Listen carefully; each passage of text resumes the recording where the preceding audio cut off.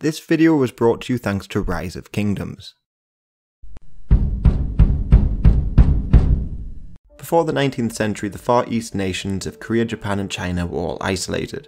But Western powers forced both China and Japan to open up, and in 1866 there were a couple of attempts to open up Korea. First, a Russian ship appeared off the coast, but their demands for trade were not met. Then an American ship, the General Sherman, sailed up the river to Pyongyang, but the ship was destroyed by Korean fireboats. And finally, after the Koreans killed French missionaries, the French launched a punitive expedition in late 1866, taking Gangwon Island. But the small force couldn't successfully move onto the mainland, so they withdrew. But the Americans continued to try and investigate what happened to their ship, the General Sherman. However, the Koreans refused to give information.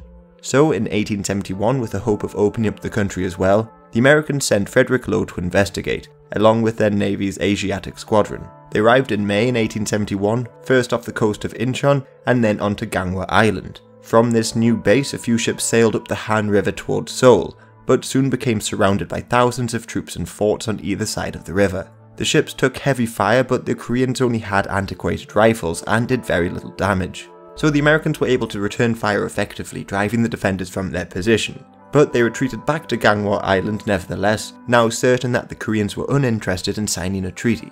Meanwhile, the Koreans did send ambassadors to finally tell them of the fate of the General Sherman, and gave the Americans some livestock to mend relations. But they did not apologize. So Law decided to attack once again on June the 10th, and their naval guns forced the Koreans to flee Choji Fort on Gangwon. Hundreds of American troops then dragged the guns ashore and destroyed the fort that night. From this position, they forced the Koreans to abandon Jeokjin Fort and then moved on to the Gwangseong Citadel. The poorly equipped Koreans could not stop the Americans, who lost only 3 men, while the Koreans themselves lost over 200 in battle, and even more drowned in the river as they fled. Having successfully taken these forts, Law approached the Koreans, hoping they'd now negotiate, but the regent of Korea, the Daewon-gong, was unwilling to do so, even saying that the prisoners that the Americans had captured would be punished accordingly if they were released. So in order to bring the Koreans to the table, the Americans knew that they would need to attack the capital, and Law lacked the men to do so, so they withdrew in early July.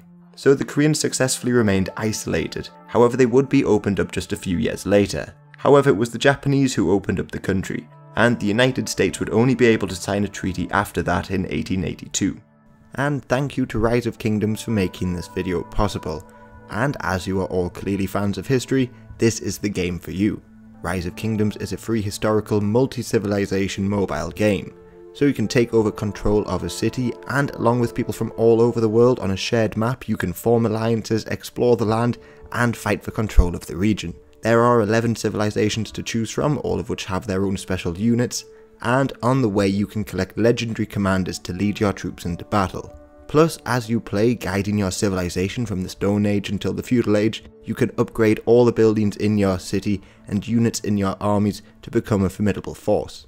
So if you follow the link below and use the bonus code provided, you can unlock a whole bunch of free content, like 200 gems, 2 silver keys, and free wood and food to help kickstart your civilization. So join today and you'll not only be helping this channel, but will also join tens of millions of people in one of the most addictive history games out there.